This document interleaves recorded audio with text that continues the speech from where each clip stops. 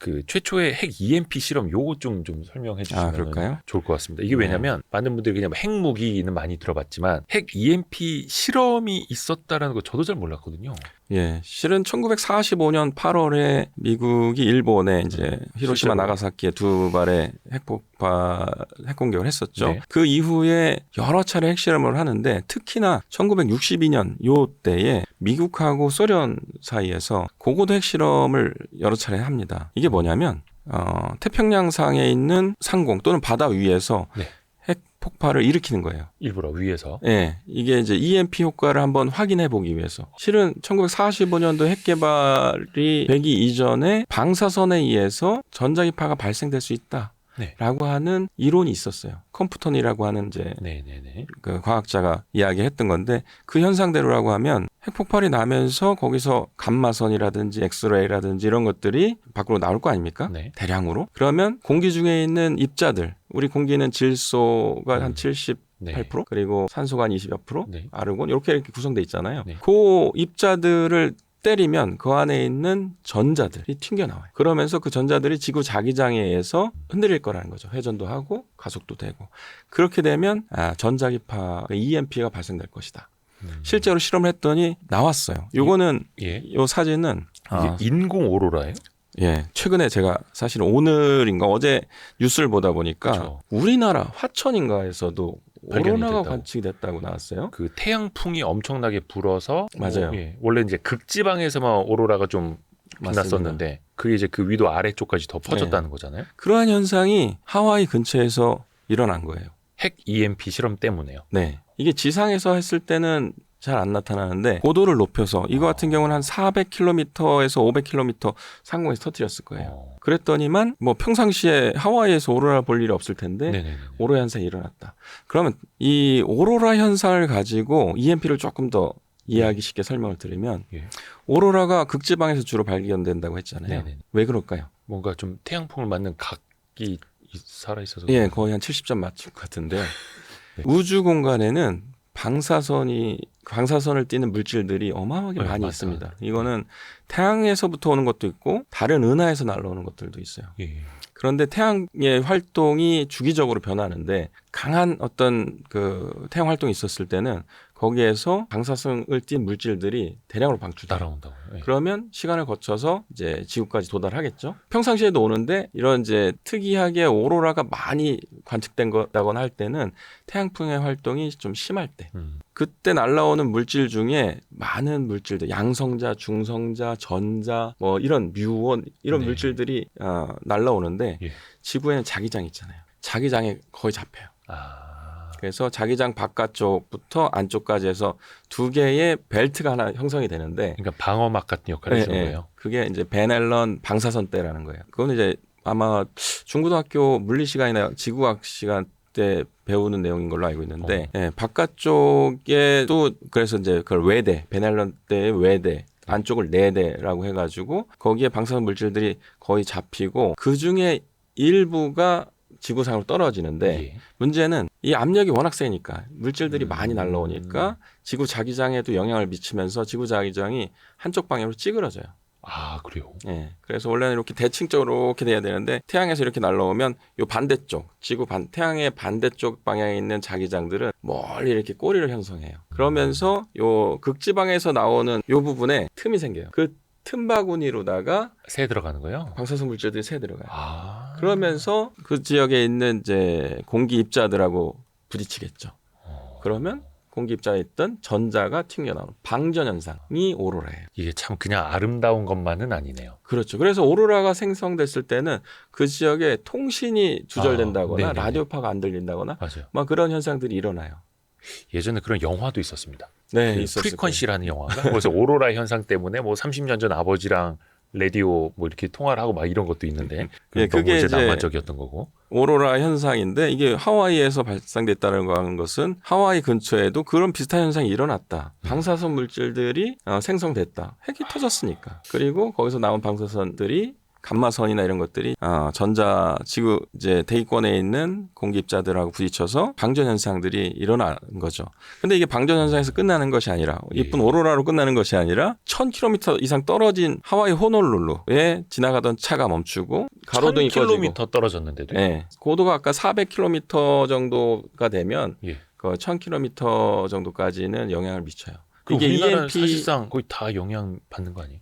EMP의 특징이 그거예요. 굉장히 광범위한 지역에 영향을 준다라는 겁니다. 그러면 북한이 실제로 핵 EMP를 쏠 수 있는 단계까지 와 있나요? 아까 그 좋은 화산 질문인데요. 30일 말씀해 주셨는데. 예, 사실 북한의 핵 능력은 여러 가지 지표를 가지고 평가를 할 수가 있어요. 이건 핵탄두가 있느냐, 핵물질을 얼마만큼 생산을 해서 몇 개 핵탄두를 개발할 수 있느냐, 그 핵탄두를 미사일에 실을 수 있느냐, 그 미사일은 어디까지 날아갈 수 있느냐, 그리고 그 미사일들이 미사일 방어 체계라고 하는 대항 체계들을 극복하고 정말 지상까지 도달할 수 있느냐 이런 것들을 보거든요. 그런데 핵 EMP 같은 경우에는 굳이 우리 지역까지 날라오지 않더라도 예를 들어서 우리가 미사일 방어 체계를 한반도 남쪽을 이렇게 커버를 하고 있는데 네. 북한이 그걸 공해상으로 쐈어요. 예를 들어 울릉도 방향으로. 네. 얼마 전에 작년인가요? 울릉도 방향으로 미사일 쏜 적도 있어요. 실은. 그런데 공해상에서 핵을 터뜨렸어요. 그런데 광범위한 지역에 영향을 준다고 했잖아요. 그 범위 안에 우리 한반도가 포함이 될 수도 있다는 거죠. 동해가 될 수도 있고 서해가 될 수도 있고 남해가 될 수도 있고. 그러면 미사일 방어 체계가 무력화될 수도 있는 거예요? EMP 때문에? 그렇죠. 그러니까 우리는 북한의 미사일을 공중에서 요격한다고 했는데 요격하기 전에 EMP로다가 한번 싹 정리하고 그 다음부터 뭐 재래식을 하든지 다른 방법으로 공격을 할 수 있다라는 가정을 해야겠죠. 아니 그러면 우리가 그 뭐 킬체인 중에 한 축이 이제 그 방공망인데 네.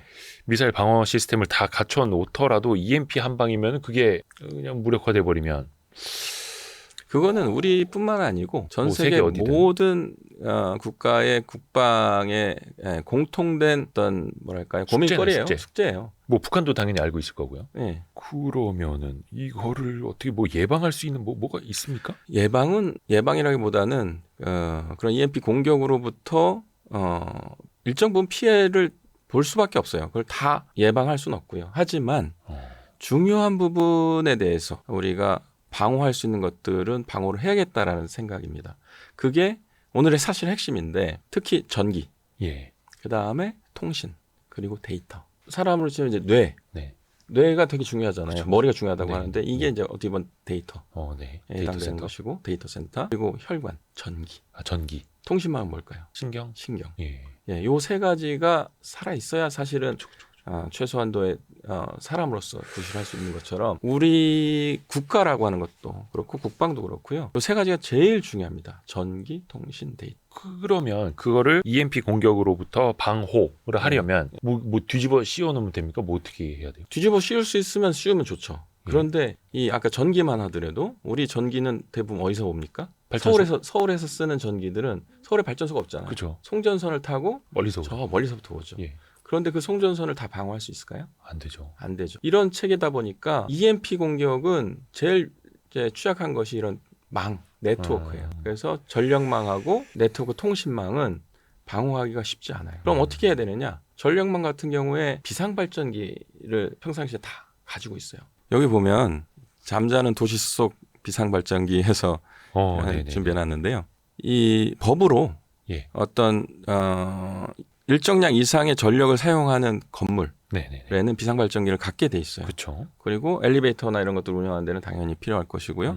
그래서 지하 공간에 가면 대부분 큰 건물에는 비상발전기가 있어요. 이렇게 생겼어요. 그렇죠. 있습니다. 그런데 여기 있는 것처럼 서울시에만 원전 4개 분량의 비상발전기를 보유하고 있다. 그 비상발전기의 그 발전 용량을 다 합치면 용량이죠. 예. 이게 이제 좀 오래된 자료긴 한데요. 네. 2014년도 서울연구원에서 어떤 자료인데 제가 최신 자료는 요거 바로 2018년도 기준을 이제 찾아봤어요. 증가하고 있다. 예, 그래서 매년 증가하는데 전국 단위로 봤을 때는 원전 21기 분량. 우리나라 원전이 지금 가동하는 게 21기예요. 그거만큼의 비상발전기를 가지고 있어요. 그런데 EMP 공격을 받았을 때 아까 상전이라고 하는 멀리서 오는 이거는 다 끊긴다고 했는데 이 비상발전기는 무사할까요? 지하에 있지 않아요? 거의 대부분? 지하에 있다 하더라도 우리가 지하 1층에서 스마트폰이 잘 안 되는 경우는 있지만 예, 아예 안 되진 않아요. 네네. 전자기파라고 하는 것은 들어오니까 회절을 통해서 특히나 핵이 터졌을 때 발생되는 전자기파는 1GHz보다 낮습니다. 주파수가 낮다라고 하는 거는 회절이 잘 된다는 거예요. 꺾여서 막 들어온다. 그렇죠.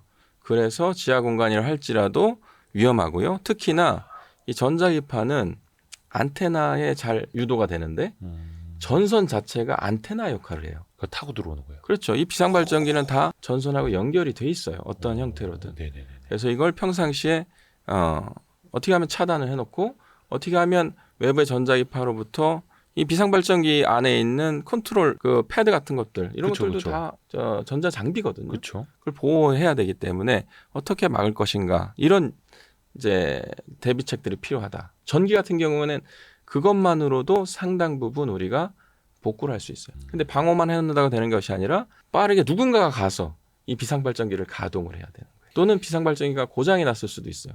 그러면 비상발전기를 고쳐야 되고 외부에 있는 송전 선로가 조금만 고치면 가동을 할 수 있다라고 하면 누군가는 또 가서 그런 것들을 단기간 안에 복구를 할 수 있는 이런 대비책들을 평상시에 갖추고 있어야 되는데 고치고 싶어도 핵심 부품이 없으면 안 되잖아요. 그럼 예. 그런 핵심 부품들을 미리 파악을 해서 전자기파 공격을 받았을 때 어떤 부품들이 쉽게 나가더라. 그럼 그것들을 미리 확보해서 안전하게 가지고 있는 것. 그리고 누군가는 빨리 가서 그걸 가지고 교체할 수 있게끔 이런 대비들을 해야 된다고 저는 생각합니다. 이게 사실 근데 관리사무소 직원이나 이거 다룰 줄 알죠. 뭐 그리고 또 어디 정전됐을 때 비상발전기가 바로 돌기만 하면은 바로 전기가 들어와야 이론적으로는 맞는데 앞에서도 이제 잠자는 네. 비상발전기 현황이라고 말씀해 주신 것처럼 사실상 방치된 것도 많고 네. 예전에 그 비 많이 와갖고 물 차면 지하부터 물이 차다 보니까 막 비상발전기 물에 잠겨버리고 막 그 뒤에 안 고치 이런 경우 되게 많더라고요. 그렇죠. 그거 관련돼서도 제가 하나 말씀드리면 네. 후쿠시마 원전 관련돼서 어? 굉장히 큰 지금 피해를 보고 있잖아요. 그런데 이게 위쪽에 있는 게 후쿠시마 다이이치 네. 제1원전이고요. 그 옆에 제2원전이 있었어요. 근데 제1원전은 뭐가 문제였냐면 비상발전기 네. 동그랗게 돼 있는 게 이게 비상발전기인데 비상발전기가 침수가 됐어요. 맞아요. 그래서 전체가 멜트다운까지 이어진 것이고 그러니까 뭐 그냥 가만히 있는데 이제 흔들려서 원자로가 폭발한 게 아니라 네. 비상발전기가 돌아야 되는데 비상발전기가 침수돼서 못 돌아서 냉각을 못 시켜서 폭발. 맞습니다. 예, 비상발전기가 있는 이유는 그런 비상 상황에서 이 비상발전기를 통해서 그런 안전장치를 가동을 하고 이런 걸 할 수 있게끔 있는 거거든요. 네네네네. 근데 그 자체가 침수가 된 거예요. 그럼 말이 안 되는 거죠. 말이 안 되는 거죠. 근데 제2원전은 비상발전기가 뒤에 있었어요. 운이 좋았죠. 침수가 여기까지는 안 됐어요. 그래서 제2원전은 살아 있었던 거예요. 마찬가지로 아까 말씀하셨던 것처럼 비상발전기가 지하에 있는데 비가 와서 그게 침수가 된다든지 이런 일이 절대 있어서는 안 되는 거예요. 그런데 그 유사한 일들이 이렇게 나타나요. 그러니까 근데 이게 참 찾아보면 정말 거의 많을 거예요. 네. 왜 이게 일어났었냐면 재밌는 거는 재밌다고 한 말씀드리면 잘된 건데 네. 사실 비상발전기는 주에 1회 정도 무부하 상태에서 분리된 상태에서 가동을 해서 30분 동안 시험 운전을 하게 돼 있어요. 근데 저렇게 하는 데가 있나요? 해야 돼요. 그런데 우리나라에 이제 미세먼지가 이렇게 많은 시기가 있었습니다. 지금도 봄철 되면 많잖아요. 그때 요거를 대기오염 물질을 발생시킨다는 이유로 잠정적으로 중단을 해요. 이게 대부분이 이제 디젤 발전기다 보니까 다 디젤이에요. 그거 한번 켜면은 네. 와 매연이 장난 아니래요. 그렇죠. 그래서 인근에서 소방서에다 오인 신고 많이 한답니다. 저 네. 빌딩에서 불났다고. 그렇다 보니까 실제로 그 2018년도부터 4년 동안 관리를 좀 잘 못했던 것 같아요. 주 1회는 아니더라도 그래도 그쵸. 주기적으로 했어야 되는데 뭐 분기에 한 번씩만 사실은 켜봐도 좀 도움은 될 텐데요. 그렇죠. 그래서 뭐 결과적으로 소방청 통계인데요. 지난 4년간 이게 2022년도 예. 기준으로 비상발전기 미가동으로 인해서 소방 설비가 작동하지 않아서 많은 사상자가 발생된 적이 있다고 합니다. 비상발전기만 잘 돌았어도 살 수 있었는데. 그렇죠. 그래서 비상발전기를 어떻게 안전하게 관리할 것인지만으로도 그 대책만으로도 사실은 평상시에 화재 대비도 되지만 유사시에 많은 생명을 살릴 수 있고 하는데 기여할 수 있다라는 겁니다. 근데 우리나라는 참 어떻게 보면 이제 북한하고 마주하고 있어가지고 이런 비용들, 사회적 비용들이 참 많이 드는 건데 또 어찌 보면은 또 잘 또 준비가 되어 있으니 대비가 되어 있는 게 또 나쁘지는 않은 거고요. 그래서 비상발전기를 새로 사는 것이 아니라 기존에 있는 것을 가동될 수 있게끔 또는 어떤 피해를 받았을 때 피해가 직접 가해지지 않게끔 대비를 하는 방법들을 사실 제가 주로 연구를 하고 있어요. 또 비용을 많이 들이지 않고 하는 것이 핵심입니다. 그것도 왜냐하면 평소에 비용을 들여야 되다 보니까 그렇죠. 비용 들면 또 안 한다 그러죠. 예를 들어서 이런 것들도 있어요. 예. 이거는 시판되는 건데요. EMP 내성을 갖는 비상전원 체계라고 해서 컨테이너 안에 비상발전기가 들어있는 거예요. 국산들도 있어요. 저거는 전자기파가 통과하지 못하도록요. 그렇죠. 이 컨테이너의 이 재질은 철판입니다.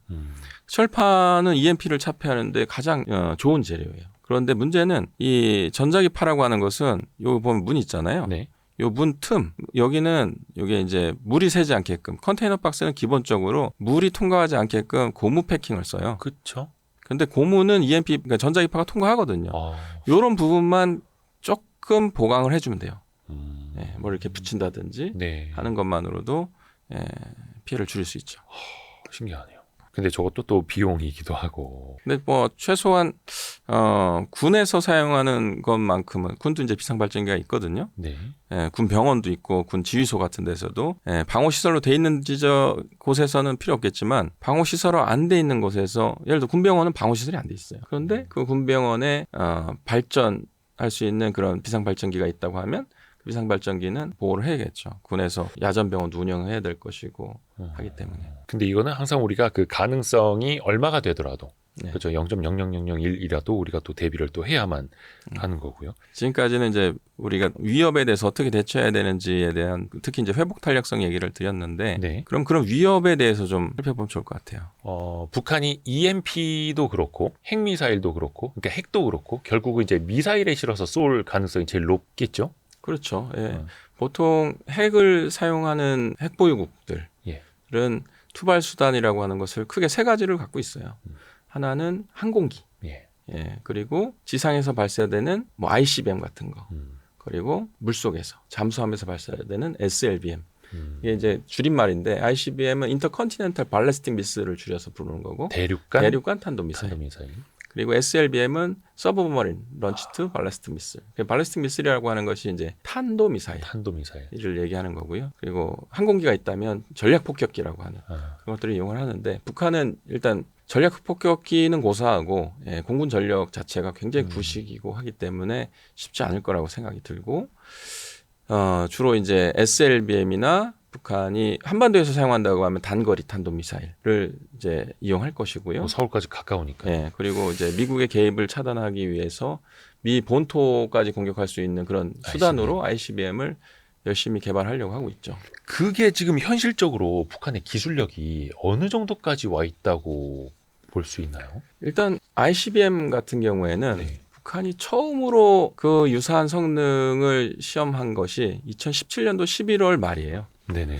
2017년도 11월 말에 화성 15형을 처음 발사를 하고 예. 성공을 했다라고 주장을 합니다. 발사해서 특정한 거리까지 날아가는 것까지는 성공했어요. 그러면서 핵무력 완성이라고 선언을 했거든요. 근데 완성했는데 그 이후에도 계속 현발사를 다른 것들을 개발하면서 하고 있어요. 그 화성자가 붙으면 핵을 목적으로 하는 미사일이라고 보면 되나요? 아니죠. 화성은 대체로 탄도미사일, 지상에서 발사하는 그걸 탄도미사일이 화성이라고 화성이에요. 스커드라고 알려져 있는 북한의 과거의 초창기 모델들을 네. 화성 5형, 6형 이렇게 부르고 스커드 미사일을 조금 개량해서 키운 것이 노동 미사일이거든요. 화성 7형 이렇게 부르는데 그 이후에도 나오는 미사일들에 대해서 주로 지상발사 탄도미사일들은 네. 화성이라는 이름을 붙이는데 북한은 미사일들한테 별들의 이름을 많이 붙여요. 왜 그러는 거예요? 이게 무슨 뭐 규칙이 있나요? 왜 상품도 이름 붙일 때 뭐 규칙 같은 걸 마련해 놓잖아요. 글쎄요. 그건 잘 모르겠는데 재밌는 현상은 지상에서 발사하는 것들을 화성이라고 했잖아요. 예. 그런데 해상에서 해저에서 SLBM을 이제 잠수함에서 발사한다고 했을 때 그거는 북극성이라는 이름을 붙였어요. 물론 우연의 일치일지 모르겠지만 미국의 SLBM이 폴라리스거든요. 폴라리스가 핵 북극성이에요. 예, 북극성. 예, 그걸 따라한 것 같기도 하고 예, 북한은 스스로 주체 무기라고 이야기를 하지만 주체성이 별로 없죠.